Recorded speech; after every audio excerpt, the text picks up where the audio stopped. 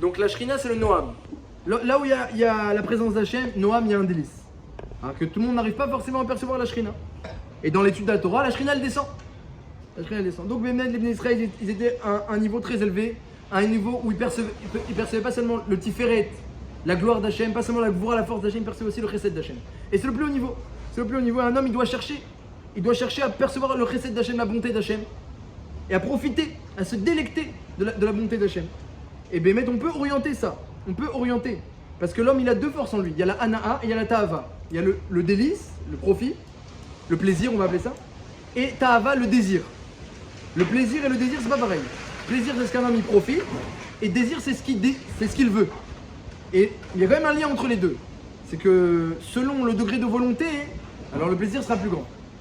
Alors un homme il peut orienter, qui soit méchazek sa volonté. Lorsqu'un homme méchazek sa volonté dans la Torah et diminue sa volonté pour d'autres choses qui sont éphémères, eh bien il va voir que les choses plus éphémères, il va comprendre qu'il n'y a pas lieu de s'en délecter spécialement. Comme les grands rabbanim que Birla ne comprenaient même pas pourquoi le Yetzirah de la faute, ils ne comprenaient même pas. Le Rambam aussi, dans Issur Ebia, il dit le Yetzirah des Harayot, de la nudité est très fort. Il dit le Rambam, mais ça c'est que pour celui dont le cœur ne s'est pas rempli encore de Torah. Comme ça il dit à la fin de Ilchot Issur Ebia, la dernière halakha, à la fin, halakha Yutret. Celui. Pourtant on voit dans la Gemara qu'il y a des histoires. Il y a eu. Rabbi Akiva et sur. Non, Rabbi Akiva et Rabbi Meir, c'est marqué qu'ils ne ressentaient pas du tout la ta'ava. Ils se sont moqués. Ils se sont dit comment c'est possible d'être attiré par ça. Et le Yetzirah a demandé à Hachem une permission de les faire fauter. Alors une permission spéciale. Permission spéciale, c'est une exception, mais ils ne comprenaient même pas. Comme Rabbi Yochanan qui voyait passer il voyait des oies. Il voyait que des oies, lui il voyait pas le problème. Mais tout le monde n'est pas à ce niveau, comme il a dit Rav Kahana. Il dit moi je porte une poutre, mais si t'es pas au niveau, tu portes pas la kala. Il portait la kala, Rav Kahana. Bekitsu, donc quand le cœur il est vide de Torah, alors on a un désir pour autre chose. Mais quand quelqu'un il a un désir pour la Torah, comme Yitro qui a tout lâché, il est venu, il a tout lâché. Alors quand on a un ratson comme ça, alors on peut mériter toute la Torah. Lorsqu'on a un ratson comme ça, c'est l'essentiel en réalité, le ratson. C'est ça qui va casser les clipotes. Il y a des clipotes, il y a oui, autour des fruits, il y a oui une écorce. Mais si l'homme il a vraiment la volonté, il va très vite casser l'écorce et il va arriver aux fruits. Mais si l'homme il a pas trop de volonté, alors il va pas sentir, il va pas trop sentir le goût de la Torah. Surtout s'il a d'autres goûts dans la bouche, comme quelqu'un qui a mangé de l'oignon ou de l'ail. Après il arrive, on lui fait goûter un plat très raffiné, il sent pas vraiment qu'est-ce qu'il y a d'extraordinaire. Mais on l'a mis dans l'huile et dans les herbes et dans les encens pendant 3 jours, il sent pas, il a de l'ail dans la bouche. Donc c'est un talir, c'est un cheminement, mais progressivement, eh bien, les cieux finissent par s'ouvrir et on peut sentir le goût de la Torah. Ça c'est le Yesod qu'on voit déjà avec les Bnei Israël lorsqu'Hachem leur a ouvert le ciel. Tous, ils voulaient monter sur la montagne, à tel égard qu'il a fallu répéter plusieurs fois. Le Beth Alevi, il dit qu'il y a 3 niveaux d'étude de Torah. Il y a la capture, l'acquisition et le cadeau. Alors il dit comme ça, lorsqu'un homme il arrive, il commence à étudier la Torah, il vient pas pour le kavod d'Hachem, il vient pas pour l'honneur de la Torah, il vient comme ça. Des fois il a un intérêt, des fois il vient sans volonté. Et donc il n'a pas le cœur pur, au début il n'a pas une grande volonté, il n'a pas le cœur pur, il n'est pas méritant. Alors il peut mériter seulement de capturer la Torah. La Torah ne voudra pas venir à lui, mais il va la capturer quand même. Comment? C'est ce qu'on appelle le pilpoul, le raisonnement. La Gemara elle dit, Yagata ou matzata ta'amin. Yagata velo matzata al ta'amin. Tu t'es fatigué, tu comprends, tu peux croire. Tu t'es fatigué, tu comprends pas, ne crois pas. Le raisonnement, et la Gemara elle dit à quoi ça parle ça? Les chidoudés. Ça parle le raisonnement. Le raisonnement de la Torah, il est accessible à tous. Lorsqu'un quelqu'un il vient, il réfléchit, il se fatigue, même s'il n'a pas de mérite, et même s'il n'a pas d'intention pure, et il n'a pas une grande volonté, il pourra poser des bonnes questions, il pourra trouver des bonnes réponses, et raisonner. Mais la Gemara dit autre chose, qui s'appelle les Hukme Girsa. Les Hukme Girsa, ça veut dire éclaircir les lois et s'en rappeler. Se rappeler de la Torah, acquérir la Torah, se rappeler de la Torah. Ça, tout le monde n'y arrive pas, dit la Gemara, c'est Siyata d'Ishmaïa. Les chidoudés, faire du pilpoul, c'est pour tout le monde. Mais les Hukme Girsa, éclaircir la loi et l'acquérir en soi, il faut l'aide d'Hachem. Et donc ça, il faut que l'homme, eh bien, il s'investisse un peu plus.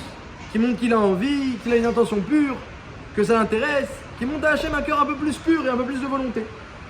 Donc au départ, le raisonnement il est accessible à tous, mais l'acquisition après, eh bien, il faut un petit peu de mérite et de pureté. Et enfin, Le dernier niveau, c'est Mayan Amit Gaber.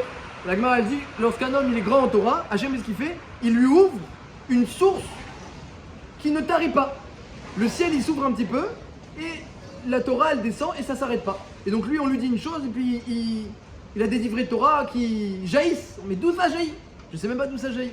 Tu as appris? Je sais pas d'où ça jaillit. Maya Amit Gaber, il s'appelle une source qui va en se renforçant. C'est le dernier niveau. Et dit le Beth Lévi, c'est ce que dit le Pasouk. Moshe Rabbeinu, il est passé par tous les niveaux. Hein, et on peut pas sauter de classe.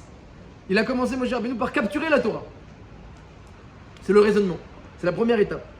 Ridoudé. C'est le pilpoul, les couchiottes, il y a capturé. Ensuite, lorsque il a réussi à atteindre le niveau d'après, la karat, il a fait une acquisition. Ça c'est, on va dire, acquisition, c'est et que on a du mérite, on a de l'argent pour acquérir et qu'Hachem il veut bien nous la donner. Donc il faut déjà un investissement.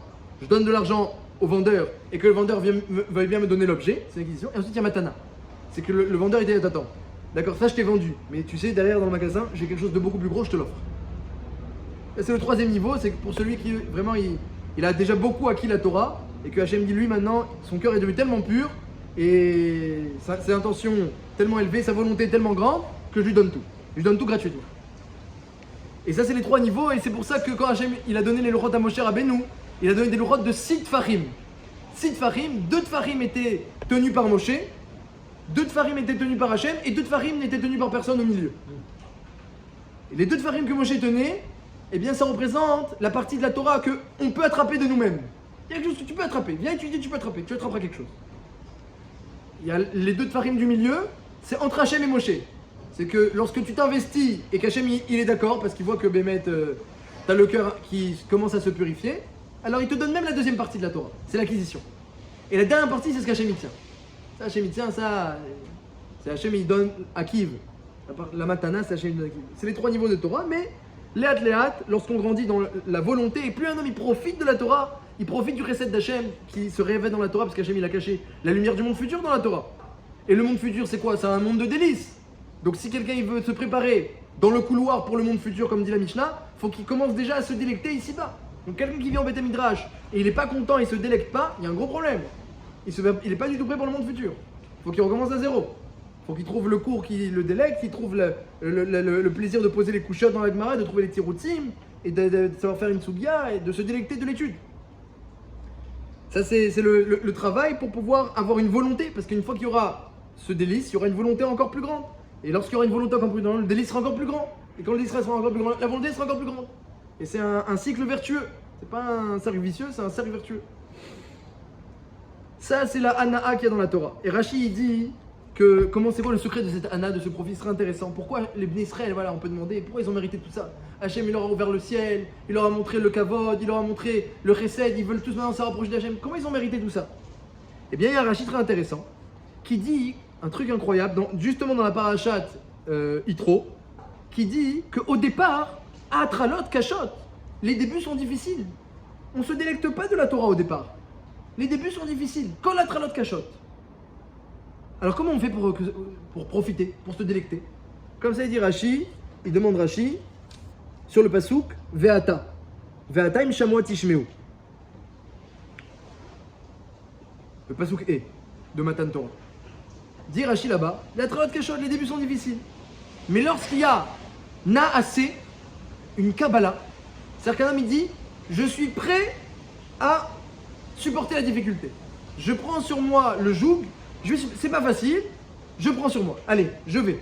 Comme Rabbi Eliezer ben Orkenos, il est parti, il a dit, t'as pas d'argent, et ton père il va te déshériter, t'as pas de quoi manger. C'est pas grave, s'il faut manger de la terre, je mangerai de la terre. Et manger de la terre.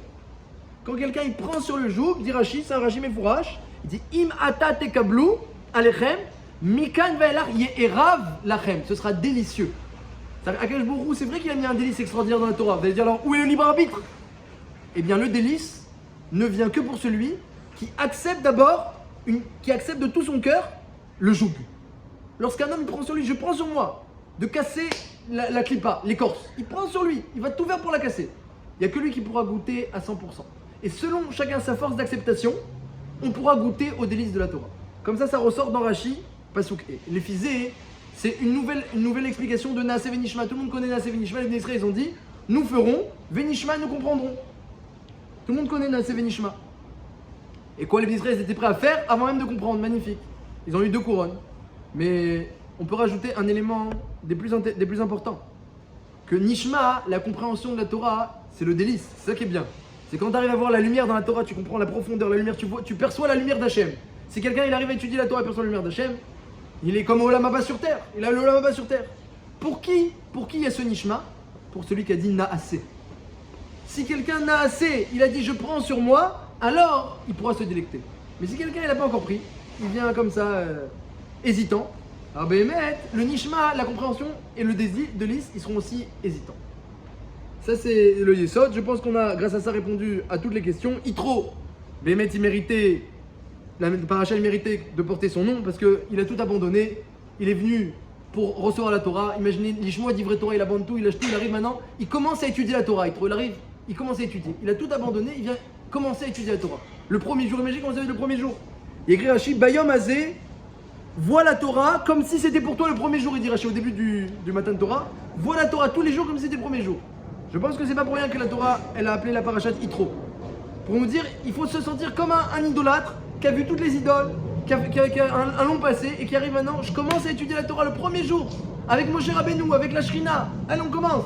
Qu'est-ce qu'elle dit la Shrina? Qu'est-ce qu'il dit Moshe? Qu'est-ce qu'il dit Aaron? C'est quoi la couche de Nadav et Avihu? Imaginez Yitro. Il a tout. Ça c'est l'ambiance de Matan Torah. Parashat Yitro, venir comme Yitro, c'est ça la bonne manière d'approcher la Torah. Et ensuite on vient, on peut profiter des fruits de la Torah. Et c'est pour ça que Shavuot et les fruits de l'arbre et Yitro et tout Bishvat tombent ensemble. Et je rajoute, je réponds aux questions. Et c'est pour ça que Hachem il a mis des barrières sur la montagne parce qu'il savait que le plaisir allait être très grand et le délice allait être très grand puisque les Israéliens ils ont pris sur eux, ils ont dit Naaseh. Vous avez dit Naaseh, vous avez pris sur vous. On a décrit tout le passage où Hachem dit est-ce que vous êtes sûr? Ils disent oui, on est sûr. Vous prenez sur vous, on prend sur vous prenez sur vous. Mikan Vayalar, Yerav Lachem, dit Rashi, maintenant vous allez pouvoir vous délecter. Et Nadav et Avihu, ils se sont trop délectés, ils ont voulu trop regarder, trop voir, ils ont dépassé ce qui était permis. Hachem il a dit je trouble pas, Matan Torah je les tue pas. Et la Hakama du Mishkan, ça ne te dérange pas de les faire mourir le jour où l'inauguration du Mishkan? Alors j'ai entendu que l'inauguration du Mishkan, lorsqu'un homme il a un kécher avec le Mishkan, si c'est pas Besimcha, au contraire c'est Beira, c'est pas un mal.